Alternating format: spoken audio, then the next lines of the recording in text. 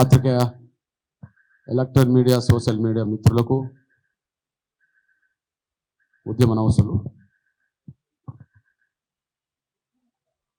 ఈ కోదాడ లాకప్ డెత్కు సంబంధించిన విషయాలను మరొకసారి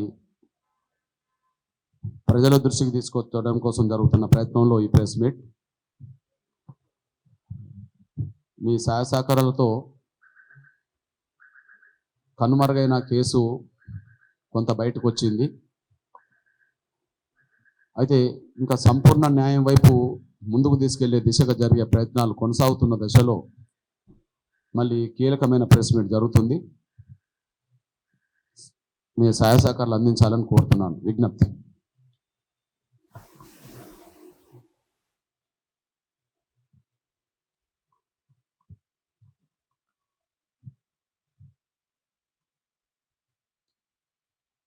ఈ దేశంలో జరుగుతున్న ఎన్కౌంటర్లన్నీ పోలీసు హత్యలని చెప్పలేము. ఈ దేశంలో జరుగుతున్న ఎన్కౌంటర్లన్నీ 100% పోలీసు హత్యలేనని చెప్పలేము. కానీ ఈ దేశంలో జరుగుతున్న లాకప్ డెత్తులన్నీ 100% పోలీసుల హత్యలే.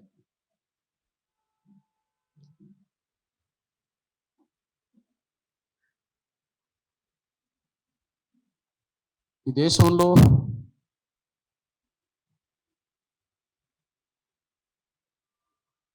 ఎన్కౌంటర్లు జరుగుతున్నాయి. కానీ కొన్ని సందర్భాల్లో ఆ ఎన్కౌంటర్లో పోలీసులు కూడా చనిపోతున్నారు. 90% కాకపోయినా ఒక 10% సంఘటనలో అయినా పోలీసులు చనిపోతున్నారు. దాన్ని 100% ఎన్కౌంటర్లన్నీ పోలీసులు హత్యలని అనలేము. కానీ 100% లాకప్ డెత్తులన్నీ పోలీసుల హత్యలే.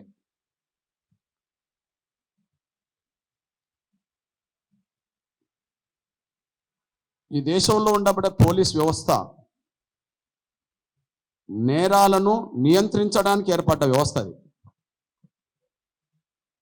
నేరాలను నియంత్రించడానికి ఏర్పడ్డ వ్యవస్థ అది. కానీ ఈ దేశంలో ఆ వ్యవస్థే నేరాలు ఎక్కువ చేస్తున్నది. ఈ దేశంలో పోలీస్ వ్యవస్థే నేరాలు ఎక్కువ చేస్తున్నది. బహుశా నేరాలను నియంత్రించడానికి ఏర్పడ్డది అనుకున్నమే కానీ అది జనాభాను నియంత్రించడానికి ఉన్నట్టుగా కనిపిస్తున్నది. పెరుగుతున్న జనాభాను తగ్గించడం కోసం ఈ పోలీస్ వ్యవస్థ ఉన్నదా అని అనుమానాలు రేకెత్తించే విధంగా, అనుమానాలే నిజమనే విధంగా వారు చేస్తున్న హత్యల పరంపర రోజు రోజు పెరుగుతున్నది. అందుకు సాక్షిగా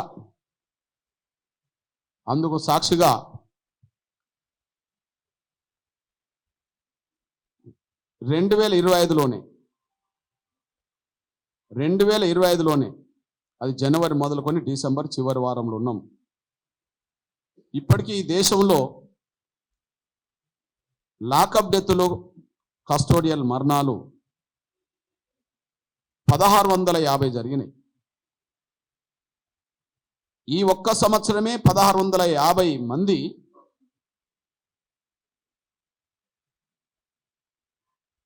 లాకప్ కస్టోడియల్ డెత్లో మరణించారంటే ఇంతమందిని ఏ వ్యవస్థ కూడా చట్టవిరుద్ధంగా చంపలేదు.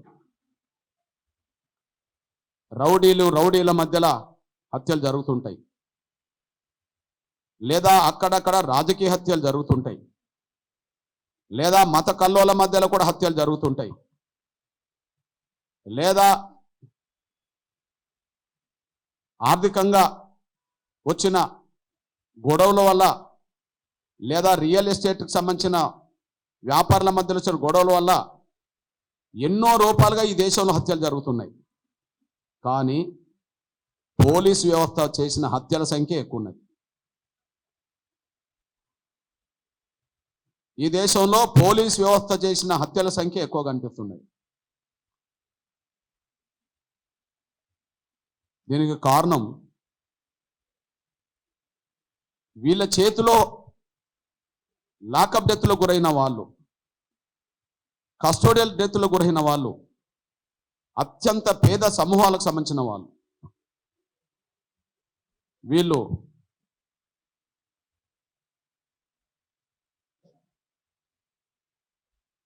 వీళ్ళ పట్ల దారుణాతి దారుణంగా పోలీస్ స్టేషన్లో చిత్రహింసలు జరిగితే ఆ చిత్రహింసల వల్ల ప్రాణాలే కోల్పోతే కనీసం ఇంతవరకు ఒక్క కేసులో కూడా సంపూర్ణ న్యాయం జరగలే. ఇతరాత్ర హత్యలు జరిగిన చోట, ఇతరాత్ర నేరాలు జరిగిన చోట కనీసం ఒక 50% శిక్షలు అమలు జరుగుతుంది, శిక్షలు వేస్తున్నారు. ఒక 50% హత్యలు చేసిన వాళ్ళు ఏదో రకంగా వాళ్ళకు శిక్షలు అమలు జరుగుతుంది. అది యావజ్జీవ శిక్షో ఇంకోటో జరుగుతుంది. కానీ ఇక్కడ ఎక్కువ నేరాలకు పాల్పడుతున్నది పోలీసులే. కానీ 1% కూడా వాళ్ళకి ఇప్పటివరకు శిక్షలు వాళ్ళే. దానివల్ల మేము ఏమి చేసినా మేము అరెస్ట్ కాము, మాకు శిక్షలు ఉండవని చెప్పి పోలీస్ వ్యవస్థలో ఉండబడే కొంతమంది దుర్మార్గమైన మనస్తత్వం గల వాళ్ళు పెట్టరేగిపోతున్నారు. అట్లాంటి వాళ్ళకి మూకుతాడేయాల్సిన బాధ్యత పౌర సమాజం మీద ఉన్నది, ప్రజల మీద ఉన్నది, మేధావుల మీద ఉన్నది, మీడియా మీద కూడా ఉన్నది. ఇట్లాంటి పరిస్థితిలో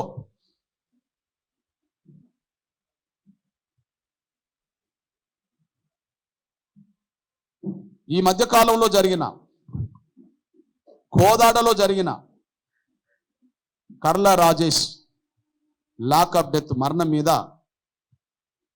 ఎంఆర్పిఎస్ క్షేత్రస్థాయిలో పరిశీలన చేసింది. ఎంఆర్పిఎస్ పరిశీలన చేసే సమయానికి ఈ లాకప్ డెత్ కేసును కనుమరుగు చేశారు.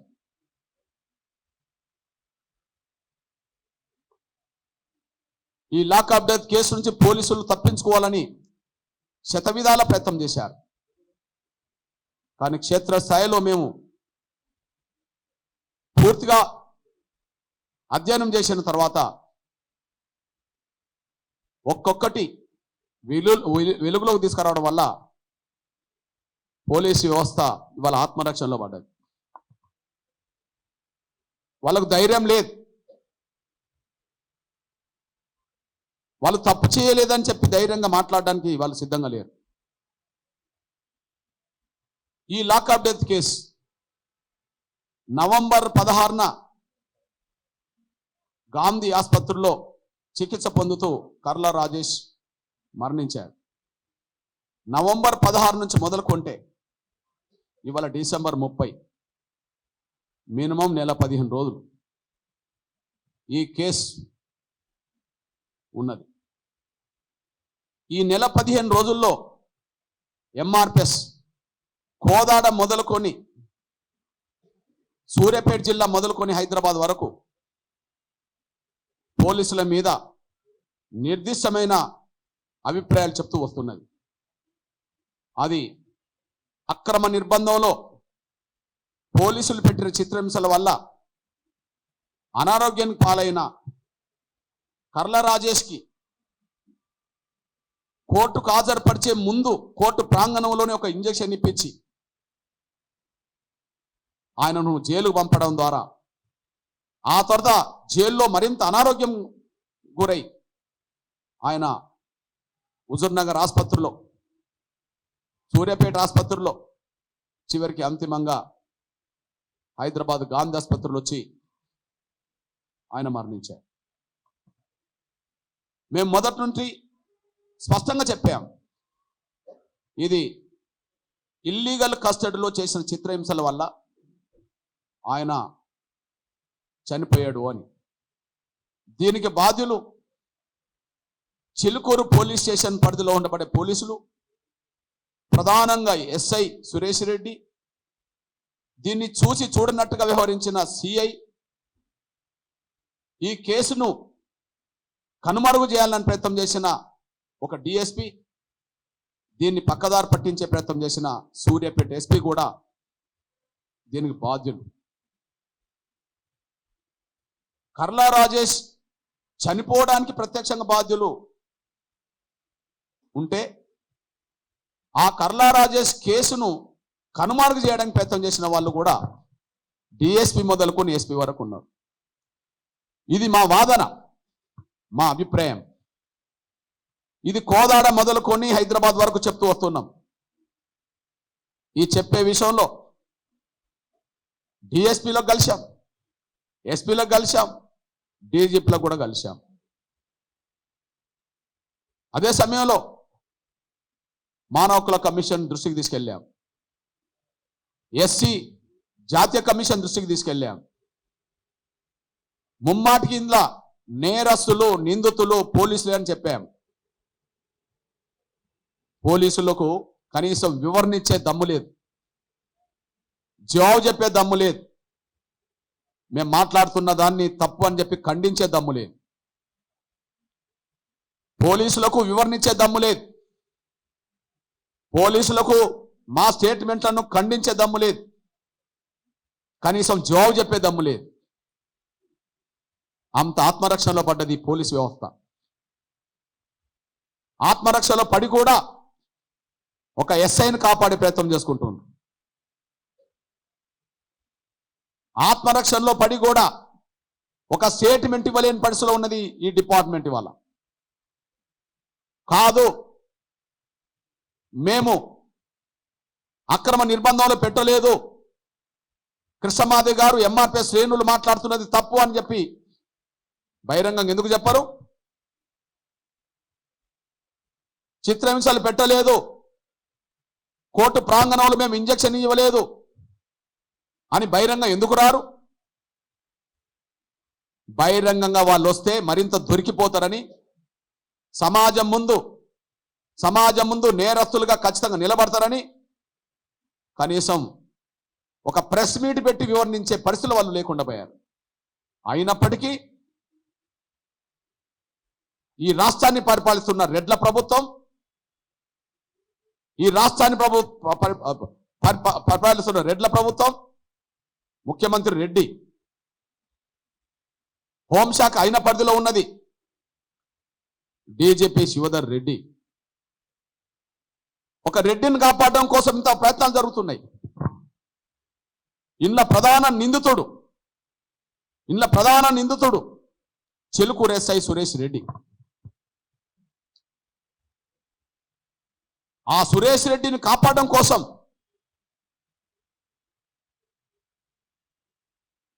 పోలీసు వ్యవస్థలో ఉండబడే ఉన్నతాధికారులు కులతత్వాన్ని ప్రదర్శిస్తున్నారు. ఎగ్జాంపుల్ చెప్తున్నా, ఈ కేసును కనుమరుగు చేసే కుట్రలో, లేదు లాకప్ డెత్ కాదని చెప్పే ప్రయత్నం చేయడంలో అక్కడ డిఎస్పీగా ఉన్నది రెడ్డి, శ్రీధర్ రెడ్డి. ఎస్ఐసిఐ వల్ల, కొంతమంది పోలీసుల వల్ల మా బిడ్డ చనిపోయిందని చెప్పి కేసు నమోదు చేస్తే ఫిర్యాదే తీసుకోలే. 2 సందర్భాల్లో ఫిర్యాదు చేశాం, ఫిర్యాదు తీసుకోలే. చట్టం ఏం చెప్తుంది, కోర్టులు ఏం చెప్తున్నాయి? ఎవరన్నా బాధితులు పోలీస్ స్టేషన్కి వచ్చి ఏదైనా ఒక విషయం ఫిర్యాదు చేస్తే ముందు అది ఎఫ్ఐఆర్ నమోదు చేయాలని, ఆ తర్వాత విచారణ చేయవచ్చు అని. కానీ ఇక్కడ 2 సార్లు ఎస్ఐ సిఐల మీద, పోలీసుల మీద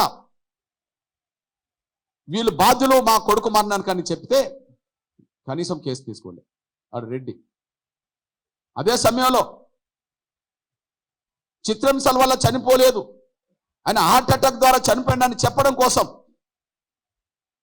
పోస్ట్ మార్టం చేయించింది లక్ష్మీకాంత్ రెడ్డి అనే డాక్టర్తో. గాంధీ ఆసుపత్రిలో ఇంకా వేరే సామాజిక వర్గాల లేరు. లక్ష్మీకాంత్ రెడ్డి అనే ఒక డాక్టర్తో ఇది చేయించారు. ఆ రోజు ఎస్ఐ అనబడుతున్న సురేష్ రెడ్డి హైదరాబాద్ గాంధీ ఆసుపత్రిలో ఉన్నాడు. ఒక రిమాండ్ ఖైదీ జైలు నుంచి అనారోగ్యంతో వచ్చిందని అనుకుంటే అక్కడ ఎస్కాట్ వాళ్ళు ఉంటారు. చిలుకూరు ఎస్ఐ రావాల్సిన అవసరం లేదు, లక్ష్మీకాంత్ రెడ్డితో మాట్లాడాల్సిన అవసరం లేదు. లక్ష్మీకాంత్ రెడ్డితో ప్రధాన రాజకీయ నాయకులతో మాట్లాడించే పరిస్థితి లేదు. కానీ అక్కడ ఉన్నారు. వీళ్ళని కాపాడడానికి అక్కడ ప్రయత్నం చేసింది, వీళ్ళని సురేష్ రెడ్డిని కాపాడడానికి నిరంతరం ప్రయత్నం చేసింది కోదాడ ఎమ్మెల్యే ఉత్తమ్ పద్మావతి రెడ్డి. ఉత్తమ్ పద్మావతి రెడ్డి గారు సురేష్ రెడ్డిని కాపాడడం కోసమే ఆమె ఎమ్మెల్యే గెలిచినట్టుగా అనిపిస్తున్నది. ఈ విషయాన్ని నేరుగా నేను ఉత్తమ్ కుమార్ రెడ్డి గారి దృష్టికి తీసుకొచ్చా, నేరుగా కలిసి వివరించా. ఎమ్మెల్యేనే సురేష్ రెడ్డిని కాపాడుతుంది అని ఆమె ముందే చెప్పా. కనీసం మంత్రి ఈ రోజు వరకు కూడా కోదాడ లాకప్ డెత్ మీద కనీసం ఒక మాట కూడా మాట్లాడలే. ఉత్తమ్ కుమార్ రెడ్డి గారు ఒక మాట కూడా మాట్లాడలే. అంతకుముందు మరియమ్మ లాకప్ డెత్ గురైనప్పుడు కాంగ్రెస్ పార్టీ అధ్యక్షుడి హోదాలో ఉత్తమ్ కుమార్ రెడ్డి గారు గవర్నర్కు లేఖ రాశాడు, ముఖ్యమంత్రికి లేఖ రాశాడు, ముమ్మాటికి పోలీసులు చేసిన హత్య అని చెప్పగలిగాడు. కానీ ఆయన సొంత జిల్లాలో, ఇప్పుడు సూర్యాపేట జిల్లాలో కోదాడలోనే వాళ్ళ శ్రీమతి గారు ప్రాతినిధ్యం వహిస్తున్న కోదాడలోనే ఒక లాకప్ డెత్ జరిగితే నెల 15 రోజులు వస్తున్నది. ఇంతవరకు ఒక మంత్రి హోదాలో కనీసం దాన్ని ఖండించలేదు. అంటే స్పష్టంగా అర్థమవుతుంది. మేము డీజీపీ గారు శివధర్ రెడ్డి గారి దృష్టికి తీసుకొచ్చాం. ఒక ఎస్ఐని కూడా ఆయన సస్పెండ్ చేయలేదు. పైపెచ్చు ఒక బీసీసీఐని ఆయన సస్పెండ్ చేశాడు. పైపెచ్చు ఒక బీసీసీఐని సస్పెండ్ చేశాడు. ఇక్కడ తప్పులు 99% చేసింది ఎస్ఐ. దాన్ని చూడనట్టుగా ఒక సందర్భంలో పోయింది సిఐ. 100% తప్పులు చేసింది ఎస్ఐ. ఆ తప్పుల వల్ల బలైంది ఒక దళిత యువకుడు. దాన్ని చూడనట్టుగా విధి నిర్వహణలో చూస్తున్నట్టుగా పోయింది సిఐ. మేము అసలు కారకుడైన ఎస్ఐని సస్పెండ్ చేయమన్నాం, కేసు నమోదు చేయమన్నాం. దీనికి రెండో కారకుడైన పడుతున్న సిఐని కూడా సస్పెండ్ చేయమన్నాం. కానీ డీజీపీ మాత్రం 99% లాకప్ డెత్ కారకుడైన ఎస్ఐ సురేష్ రెడ్డిని సస్పెండ్ చేయలేదు, కానీ ఒక బీసీసీఐని మాత్రం సస్పెండ్ చేశారు. ఇది కళ్ళ ముందు కనిపిస్తున్న వాస్తవం. అంటే అక్కడ కర్లా రాజేష్ మృతి విషయంలో ప్రధాన నిందితుడు సురేష్ రెడ్డి. ఆయన మీద కేసు పెడితే కేసు తీసుకుంది డిఎస్పీ రెడ్డి, పోస్ట్ మార్టం చేసేది రెడ్డి. ఆ పోస్ట్ మార్టం చేస్తున్నప్పుడు వీడియో తీయాల. ఆ వీడియో తీయడానికి హైదరాబాద్లో ఎక్కడ వీడియోగ్రాఫర్లు దొరకలే. కోదాడ నుంచి రామకృష్ణారెడ్డి మయూరి కలర్ ల్యాబ్ నుంచి తీసుకొచ్చారు. కోదాడ నుంచి మయూరి కలర్ ల్యాబ్కి సంబంధించిన రామకృష్ణారెడ్డిని తీసుకొచ్చి చేయించారు. అంటే తనను తప్పించడం కోసం రెడ్డి వ్యవస్థ అంతా ఒకటిగా నిలబడ్డది అనడానికి ఇది సాక్ష్యం. నేను సూటిగా డీజీపీని అడుగుతున్నా, శివధర్ రెడ్డి గారు, ఈ కేసులో రాజేష్ కేసులో 99% ఎస్ఐది తప్పు. ఎస్ఐన్ల దోషి, ఆయనను సస్పెండ్ చేయకుండా మీరు సిఐని ఎలా చేశారు? మేము ఇద్దరిని చేయమన్నాం. ఒకరు ప్రధాన కారకుడు, ఒకరు నిర్లక్ష్యానికి బాధ్యుడు. కానీ ప్రధాన కారకుడైన సురేష్ రెడ్డిని మీరు చేయలేదు,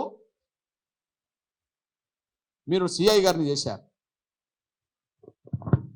ఇక్కడ పరిస్థితి ఎంత దూరం వచ్చిందంటే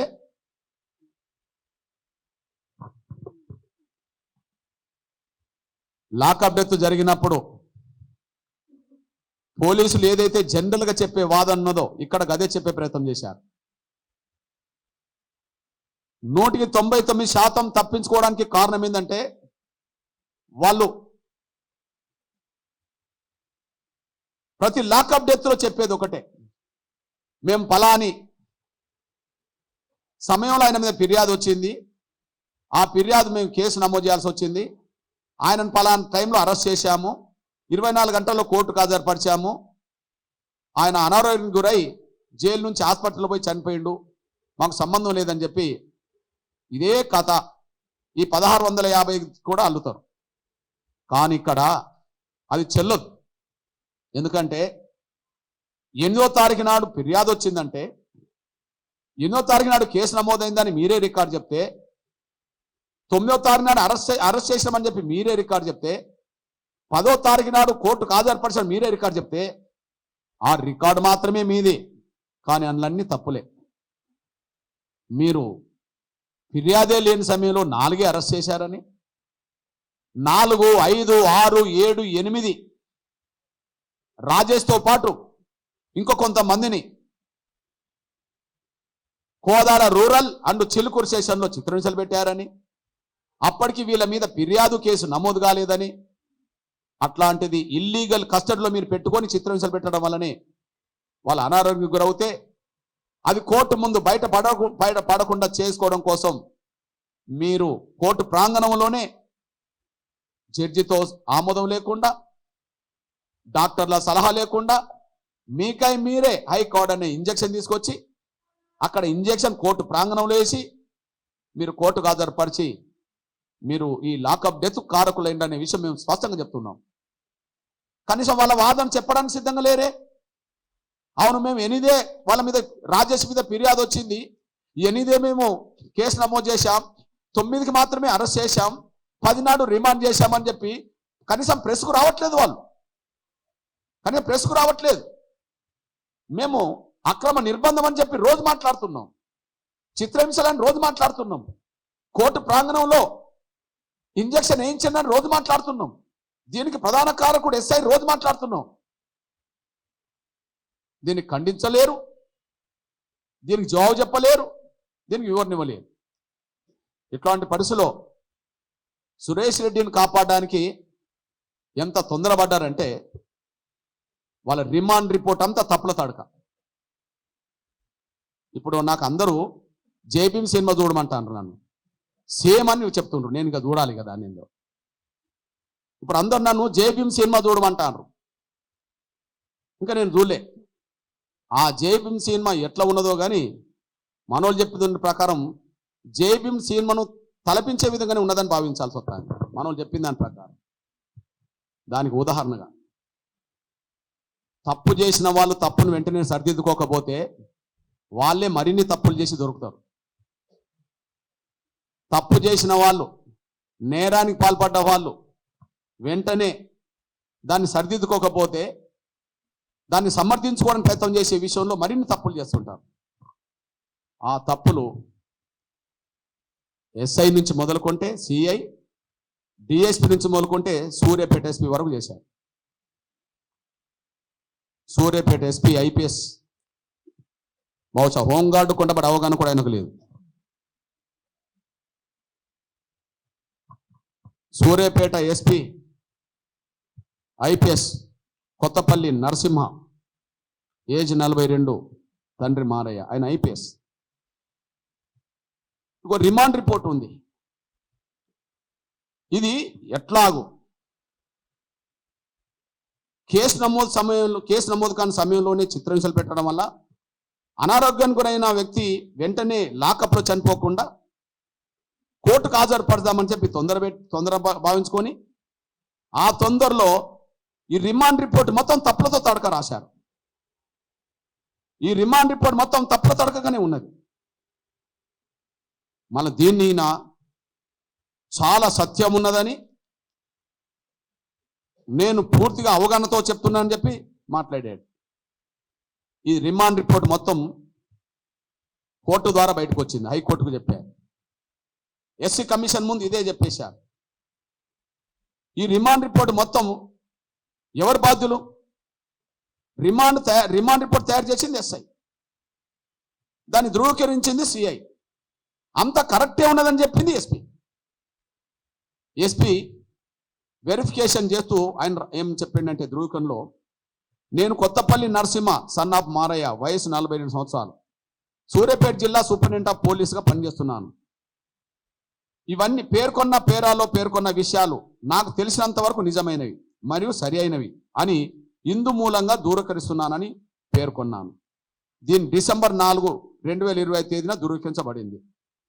చూడు, నవంబర్ 16న ఇది జరిగితే మాలాంటి వాళ్ళు నవంబర్ 26కి అందుకున్నారు. మేము ఢిల్లీలో ఉండడం వల్ల గవాయి గారి మీద జరిగిన దాడిని నిరసిస్తూ ఢిల్లీలో ఒక భారీ ప్రదర్శన పెట్టడం వల్ల మేము అక్కడ ఆగిపోవాల్సి వచ్చేసింది, వివిధ కారణాల వల్ల ఇతర రాష్ట్రాలు తిరగడం వల్ల.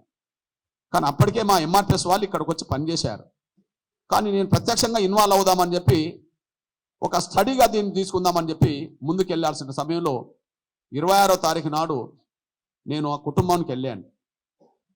నాకు తెలిసిన అక్కడ అందిన సమాచారం అంతా ఎస్పీ గారి దృష్టికి 29 తారీఖు నాడు తీసుకొచ్చేసాను. 29 తర్వాత కూడా ఆయన మేలుకోలే, సమర్థించే ప్రయత్నమే చేశాడు. 4వ తారీఖు నాడు కోర్టు ముందుకు తీసుకెళ్లే క్రమంలో ఈ రిమాండ్ రిపోర్టును ధృవీకరించాడు.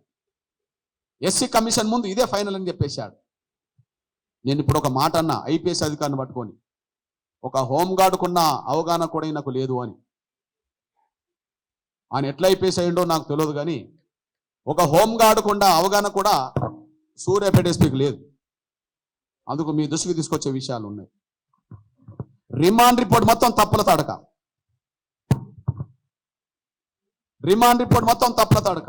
ఆయన ధృవీకరించిన తర్వాతనే మాట్లాడుతున్నా. రిమాండ్ రిపోర్ట్ మొత్తం తప్పుల తడక, ఆయన ధృవీకరించిన తర్వాతనే మాట్లాడుతున్నా. చూడండి, రిమాండ్ రిపోర్ట్లో పేర్కొన్న విషయాలు వాళ్ళు ఒక పేజీలో ఒకటి చెప్తే దానికి విరుద్ధంగా ఇంకొక పేజీలో చెప్తారు వాళ్ళే, లేదా ఒకే పేజీలో 2 విరుద్ధమైన విషయాలు కూడా చెప్తారు. అంత కరెక్ట్ ఉన్నదని చెప్పి ఎస్పీ ధృవీకరించాడు, అన్ని తప్పులు అని చెప్పి ఎంఆర్పీ ధృవీకరిస్తుంది.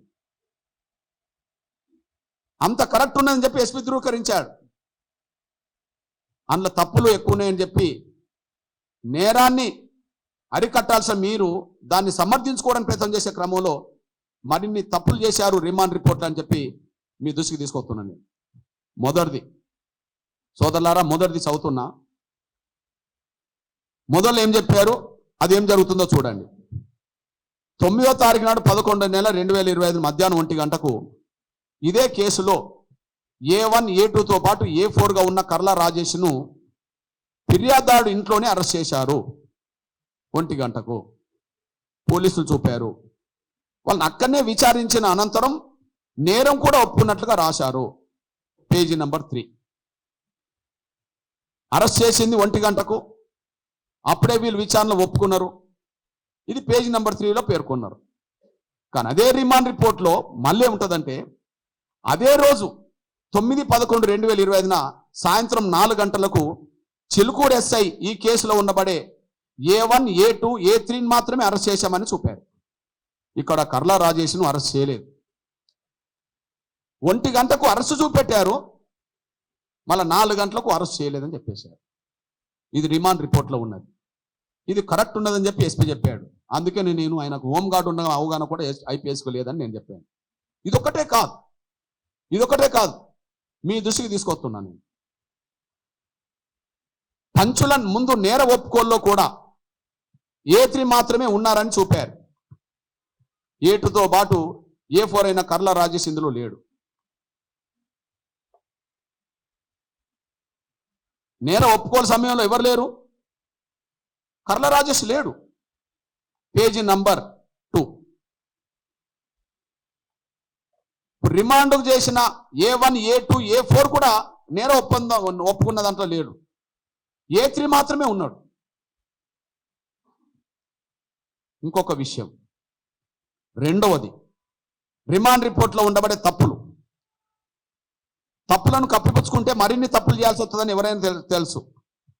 అందుకు సాక్ష్యం రెండవది, ఈ కేసులో ఉన్న A1 నరేష్ A4 రాజేష్కు 3,000 ఇచ్చాడని ఉంది. ఈ కేసులో ఉన్న A1 నరేష్ ఈ కర్ల రాజేష్కు 3,000 రూపాయలు కమిషన్కి ఇచ్చినట్టు ఉన్నది, పేజీ నంబర్ 5.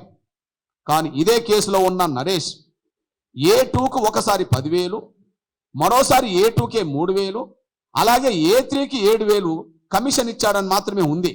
ఇక్కడ A4 నరేష్ రాజేష్కు 1 రూపాయి కూడా ముట్టలేదని చెప్పి ఉన్నది. ఇది రిమాండ్ రిపోర్ట్లో పేజీ నంబర్ 8. ఒక దిక్కోమో 3,000 ఇచ్చామని వాళ్ళే రాస్తారు, ఇంకొక దిక్కు 3,000 ముట్టలేదని రిమాండ్ రిపోర్ట్లో ఉంటుంది. ఇది కరెక్ట్ ఉన్నదని చెప్పి, రిమాండ్ రిపోర్ట్ కరెక్ట్ ఉన్నదని చెప్పి IPS అధికారి ఆయన చెప్పడం జరుగుతున్నది. అదే సమయంలో మీ దృష్టికి తీసుకొచ్చే విషయం,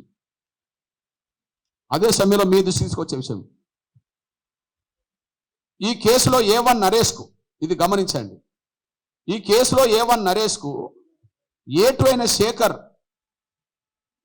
ద్వారా A4 రాజేష్ను పరిచయం చేసింది డిసెంబర్ 22 చివరి వారంలో. అంటే A1 నరేష్కు A2 శేఖర్ ద్వారా పరిచయం అయింది డిసెంబర్ 22 చివరి వారంలో. కానీ రాజేష్ పరిచయం అయింది డిసెంబర్ 22 చివరి వారంలో. కానీ జనవరి 1న 2002నే కర్ల రాజేష్ అకౌంట్లో 1,00,000 రూపాయలు పడ్డాయి. పరిచయమే లేని రోజుల్లో ఒక 1 ఇయర్ ముందే 1,00,000 రూపాయలు అకౌంట్లో పడ్డాయని మీరే రాశారు. అసలు రాజేష్తో పరిచయమే నరేష్కు వీళ్ళకు ఉన్నదే డిసెంబర్ 22 చివరి వారంలో అవుతే, 2022 చివరి వారంలో అవుతే, మళ్ళీ జనవరిలోనే 1,00,000 రూపాయలు పడ్డాయని చెప్పి వీళ్ళే రాశారు. పరిచయమే లేని రోజులు అది ఎలా సాధ్యమవుతుందో పోలీసులు చెప్పాల్సి వస్తుంది. ఇక 4వది, ఎంత ఘోరమో చెప్తున్నాను నేను. 4వది, సాక్షులు పంచులు ఉంటారు. ఇప్పుడు ప్రధాన సాక్షులు 2 అన్నదమ్ములే. ఈ కేసులో సాక్షులుగా కడారు రాజేష్ ఫిర్యాదుదారుడు, కడారు శివరాం రోసే వాళ్ళ తమ్ముడే, కానీ ఇక్కడ కోడూరు. కానీ ఇక్కడ A1 భార్యనే పెట్టారు, కానీ ఇక్కడ మళ్ళీ తమ్ముని చూపించారు. A1 భార్యను పెట్టారు, వైఫ్ అని చెప్పారు, కానీ ఇక్కడ తమ్ముని చూపించారు. అదొక అంశం. కానీ L33, L44, L11 ఏమో కోడారు రాజేష్, L22 కోడారు శివరాం, L33 కోడారు రాము సన్ సుదర్శన్, L44 పిల్లుట్ల సంకీర్. ఇక్కడ పంచులు వీరు, సాక్షులు వీరు అని అర్థం. L33, L44. ఇది పేజీ నంబర్ 2. ఇది రిమాండ్ రిపోర్ట్ పేజీ నంబర్ 2. ఇందులో మళ్ళీ దానికి విరుద్ధంగా ఏం చెప్తారో చూడండి. L11 కోడారు రాజేష్ ఉన్నట్టుగానే ఉన్నాడు, L22 కోడారు శివరాం ఉన్నట్టుగా ఉన్నాడు. కానీ L33, L44 మారిపోయింది ఇక్కడ. మళ్ళీ L33 కూడా కోడారు రాజేషే, అంటే L1ఏ. మళ్ళీ L44 కూడా కోడారు శివరాం, మళ్ళీ L2నే. అంటే L1, L11, L22ను మళ్ళా 3-4ను కూడా వాళ్ళని చేర్చారు. ఇక్కడ కోడారు రాము ఎగిరిపోయిండు, పిల్లుట్ల సంకీర్త ఎగిరిపోయిండు. అంటే అప్పుడు 4 పేర్లు ఉన్నాయి, ఇప్పుడు 2 పేర్లే ఉన్నాయి. 2 పేర్లనే 4 చేశారు. ఇది రిమాండ్ రిపోర్ట్లో వాళ్ళ తప్పులు. నేరాన్ని కప్పిపుచ్చుకోవడానికి తొందరగా రిమాండ్ డైరీ తయారు చేస్తే ఎలా తప్పులు ఉంటాయో, కప్పిపుచ్చుకోవడానికి చేసే ప్రయత్నం మరిన్ని ఎన్ని తప్పులు చూపెడతాయో ఇది సాక్ష్యంగా నిలబడ్డది. అంతేకాదు, మీ దృష్టికి ఇంకొక విషయం తీసుకొస్తున్నా నేను. 5వది, ఇక్కడ L11 ఫిర్యాదు చేసింది 8/11/2020 10 గంటలకు చిలుకూరు పోలీస్ స్టేషన్. ఫిర్యాదు ఎక్కడ అందింది? Chilukuru police station. FIR ఎక్కడ వేసిండ్రు? Chilukuru police station. అంటే ఫిర్యాదుదారుడు చిలుకూరు పోలీస్ స్టేషన్ పరిధిలోనే. ఫిర్యాదు చేసింది పోలీస్ చిలుకూరులోనే, అదే సమయం ఎఫ్ఐఆర్ అయింది చిలుకూరులోనే. ఇది remand report page number 2. Chilukuru police station పరిధిలోనే కేసు నమోదైంది. కానీ మళ్ళా దానికి విరుద్ధంగా ఏం జరిగిందో చూడండి. నేరం జరిగింది మేలచెరు మండలం పరిధిలోని రామపురం గ్రామంలో. నేరం జరిగిన స్థలం ఏంది? రామపురం గ్రామం. ఏ పోలీస్ స్టేషన్ పరిధి? మేలచెరు పోలీస్ స్టేషన్ పరిధి. మేలచెరు పోలీస్ స్టేషన్ పరిధిలో నేరం జరిగితే చిలుకూరు పోలీసులకు సంబంధం ఏంటిది? మీ రిమాండ్ రిపోర్టు పేజ్ నంబర్ 2. అంటే ఒకే పేజీలో చిలుకూరు పోలీస్ స్టేషన్లో ఫిర్యాదు వస్తుంది, చిలుకూరు పోలీస్ స్టేషన్ ఎఫ్ఐఆర్ అవుతుంది. మళ్ళీ అదే రెండో పేజీలోనే ఇది రామపురం గ్రామం మేలచెరు మండలంలో జరిగిన నేరమని మళ్ళీ రాయడం జరుగుతుంది. వీళ్ళు ఎంత నిర్లక్ష్యంగా, ఎంత తొందరపాటుతో ఈ రిమాండ్ రిపోర్టు కప్పిపుచ్చుకోవడానికి తయారు చేశారో ఇది ఒక సాక్ష్యంగా నిలబడ్డది. అదే సమయంలో 6వది, ఈ కేసులో ఉన్న A3ని 9/11/2025 సాయంత్రం 4 గంటలకు L11 ఇంట్లో అరెస్ట్ చేసినట్టు రిమాండ్ రిపోర్ట్ చెప్తున్నది. ఇలా A3 గురించి మీ దృష్టికి తీసుకొస్తున్నా నేను. A3ని అరెస్ట్ చేసినట్టుగా ఉన్నది, పంచుల ముందు A3 ఒప్పుకున్నట్టుగా కూడా ఉన్నది. A3ని 4 గంటలకు ఫిర్యాదుదారుడి ఇంట్లో అరెస్ట్ చేసినట్టుగా ఉన్నది, పంచుల ముందు నేరం ఒప్పుకున్నట్టుగా కూడా ఉన్నది. Page number 2. పేజ్ నంబర్ 6లో అరెస్టు చూపెడతారు, పేజ్ నంబర్ 2లో నేరం ఒప్పుకున్నట్టు చూపెడతారు.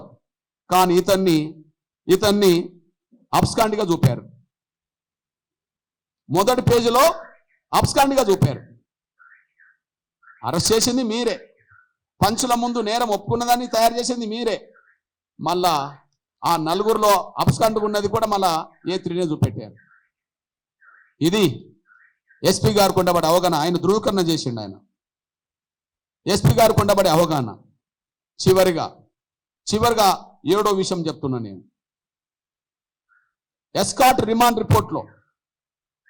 రిపోర్ట్లో ఎస్కాట్ ASI 1469 సంఖ్య, PC 2941, PC 3116 రిమాండ్ రిపోర్ట్లో ఉన్నది.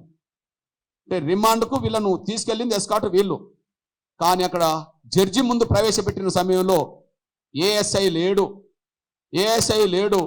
అదే సమయంలో 3116 కానిస్టేబుల్ లేడు. ASI లేడు, 3116 కానిస్టేబుల్ కూడా ఇక్కడ లేడు. దీన్ని బట్టి నేరాన్ని కప్పిపుచ్చుకోవడానికి, ఆయన తొందరగా ఆసుపత్రిలో జైలుకు పంపడానికి చేసిన ప్రయత్నంలో తొందరగా ఎప్పుడైతే రిమాండ్ రిపోర్ట్ తయారు చేశారో ఆ నేరాన్ని కప్పిపుచ్చుకోవడానికి జరిగిన ప్రయత్నంలో మరిన్ని తప్పులు చేశారు. అణగారిన వర్గాలకు వీళ్ళు ద్రోహం చేశారు. ఇది స్పష్టంగా కనిపిస్తున్న విషయం కూడా మీ దృష్టికి వస్తున్నాను నేను.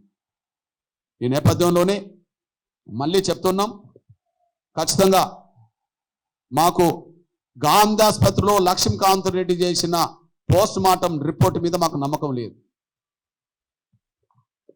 చేసింది తనే, రెడ్డే. వీడియో తీయించింది రెడ్డి ద్వారానే తీయించారు. ఎమ్మెల్యే చెప్తే ఇక్కడ డాక్టర్ రెడ్డి రెడీ అయ్యిండు. ఎమ్మెల్యే పంపి వీడియో తీయించింది. కోదాడ ఎమ్మెల్యే పంపే వీడియో తీయించింది. అక్కడ రెడ్డిని పంపి ఇక్కడ ఎవరు లేనట్టుగా, ఇక్కడ ఏ డాక్టర్ లేనట్టుగా లక్ష్మీకాంత్ రెడ్డితోటే పోస్ట్ మార్టం చేయించింది. కాబట్టి వెంటనే నిపుణులైన డాక్టర్ల బృందం చేత మళ్ళీ రీపోస్ట్ మార్టం చేయించాలి.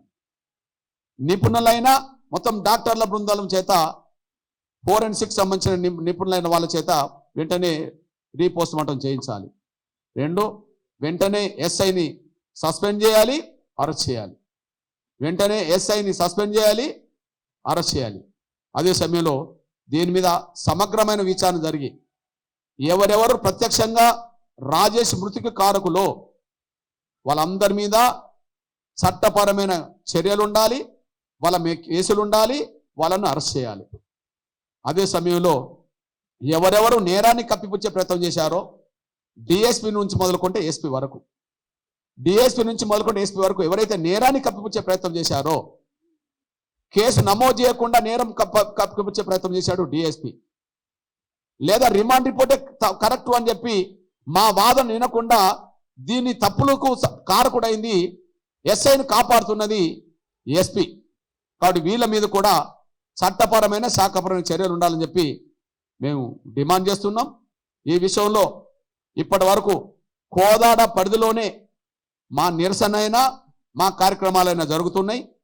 మీరు వెంటనే రెడ్డి అని మీరు కాపాడుకుంటే, నేను శివధరెడ్డి గారు కూడా గుర్తు చేస్తున్నా, నేను విజ్ఞప్తి చేస్తున్నా, డిమాండ్ చేస్తున్నా, మీరు రెడ్డి అని కాపాడుకుంటే మీ రెడ్ల ప్రభుత్వమే పోయే రోజు వస్తుంది. మీరు రెడ్డి అని కాపాడుకుంటే మీ రెడ్ల ప్రభుత్వమే తీసేసే రోజు వస్తుంది. ఆ పరిస్థితులు కొని తెచ్చుకోవద్దని చెప్పి మేము గుర్తు చేస్తూ వెంటనే సస్పెండ్ చేయాలి, వెంటనే అరెస్ట్ చేయాలి, రీపోస్ట్ మార్టం చేయాలి. అదే సమయంలో ఒక సిట్టింగ్ జడ్జి తోటి, హైకోర్టు సిట్టింగ్ జడ్జి తోటి దీని మీద పూర్తి స్థాయిలో దర్యాప్తు చేయించాలని చెప్పి, విచారణ చేయించాలని చెప్పి మేము డిమాండ్ చేస్తున్నాం. ఈ విషయంలో ఎంత దూరమైన పోతాం కానీ మా అస్తిత్వం ప్రమాదంలో పడ్డప్పుడు, మా బిడ్డల్ని దారుణంగా చంపి తప్పించుకోవాలని చూస్తున్నప్పుడు ఎవరి మీదనైనా ఖచ్చితంగా ఎదురు తిరుగుతామనే విషయాన్ని మర్చిపోవద్దని చెప్పి నేను గుర్తు చేస్తూ, ఈ దేశంలో జాతీయ నేర నమోదు సంస్థ ప్రకారమే 1650 మంది ఈ సంవత్సరం కస్టోడియల్ డెత్తులు జరిగినాయి.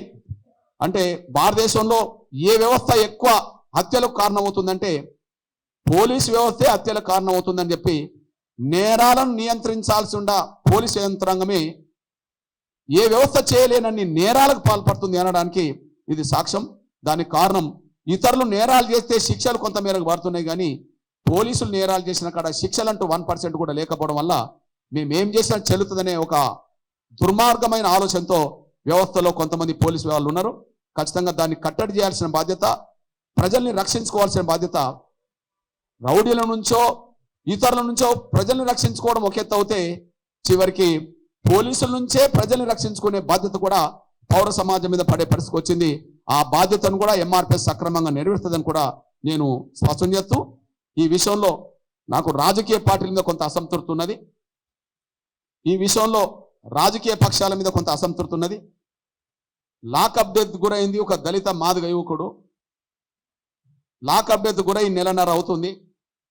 ఏ ఒక్క ప్రధాన రాజకీయ పార్టీ, అది బీఆర్ఎస్ఆ, బీజేపీ లేదా సిపిఐ, సిపిఎం, ఏ ఒక్క ప్రధాన రాజకీయ పార్టీ కనీసం ఆ సంఘటనకి వెళ్ళి పరిశీలించడానికి పోలే, ఖండించలేదు, దేని మీద ఒక కార్యక్రమం కూడా ఇవ్వలేదు. అంటే దళితుల ప్రాణాలను పోలీసులు తీస్తుంటే మాకు సంబంధం లేదన్నట్టుగా రాజకీయ పార్టీలు మౌనంగా కూర్చున్నాయి. ఇది కూడా ప్రజలు గమనిస్తున్నారు అనే విషయాన్ని కూడా రాజకీయ పక్షాల నేతలకు విజ్ఞప్తి గుర్తు చేస్తున్నా. ఈ విషయంలో అతి త్వరలోనే పోలీసులు ఎస్ఐని అరెస్ట్ చేయడంలో, కేసు నమోదు చేసి అరెస్ట్ చేయడంలో, సస్పెండ్ చేయడంలో కులతత్వాన్ని డిపార్ట్మెంట్ ప్రదర్శిస్తున్నది, అధికార యంత్రాంగం ప్రదర్శిస్తున్నదని చెప్పి గవర్నర్ దృష్టికి ఖచ్చితంగా 2-3 రోజుల్లో, ఈ మొదటి వారంలోనే గవర్నర్ దృష్టికి తీసుకెళ్లబోయే ప్రయత్నం చేస్తాం. అదే సమయంలో కర్ల రాజేష్ సంతాప సభ జనవరి 10న కోదాడలో జరగబోతుంది. ఆ సంతాప సభ కంటే ముందు ఇవన్నీ జరగకపోతే కోదాడలో జరుగుతున్న నిరసన కార్యక్రమాలు తెలంగాణ రాష్ట్ర వ్యాప్తంగా ఒక ఉద్యమ రూపం దాల్తాయనే విషయాన్ని మేము ప్రభుత్వానికి గుర్తు చేస్తున్నాం, హెచ్చరిస్తున్నాం. ధన్యవాదాలు.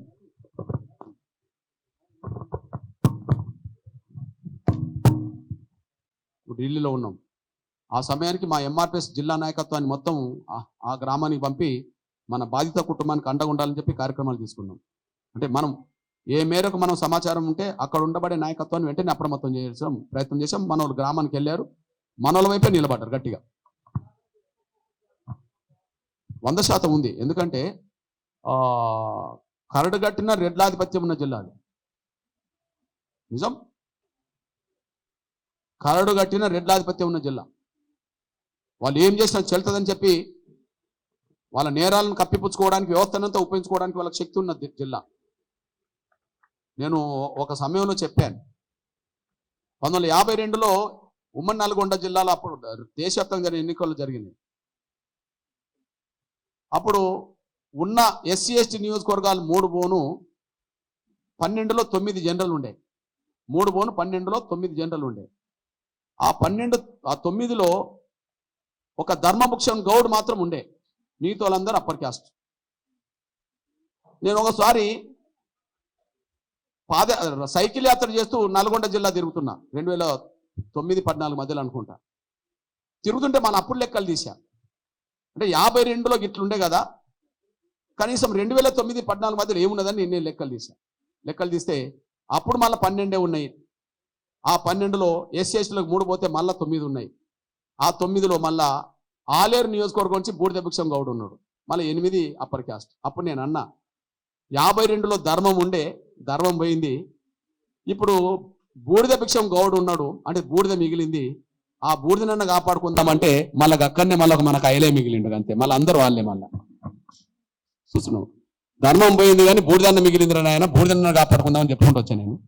మన అప్పుడప్పుడు ధర్మభూషణ్ గౌడ్ అన్న నవ్వుతూ కృష్ణన్న నువ్వు జోకులు కూడా సత్యాలు చెప్తావు కదా అని అప్పుడప్పుడు అనుకుంటుంటాం. ఇప్పుడు మిగిలింది మళ్ళీ అక్కడనే వాళ్ళ ఆధిపత్యం ఉన్న జిల్లా. 100% ఎస్సీలం, ఎస్టీలం, బీసీలం ఖచ్చితంగా సంఘటితంగా ఎదుర్కోవాల్సిన జిల్లా, బలంగా ఎదుర్కోవాల్సిన జిల్లా. ఆ జిల్లా ఉమ్మడి మహబూబ్నగర్ జిల్లా, ఉమ్మడి రంగారెడ్డి జిల్లా కూడా ఖచ్చితంగా వాళ్ళ ఆధిపత్యానికి చెక్ చేయాల్సిన బాధ్యత, చెక్ పెట్టాల్సిన బాధ్యత మన వాళ్ళందరి మీద ఉన్నది. ఆ విషయంలో ఎంఆర్పీస్ కూడా పాత్ర పోషిస్తారు. థ్యాంక్ యూ నాన్న.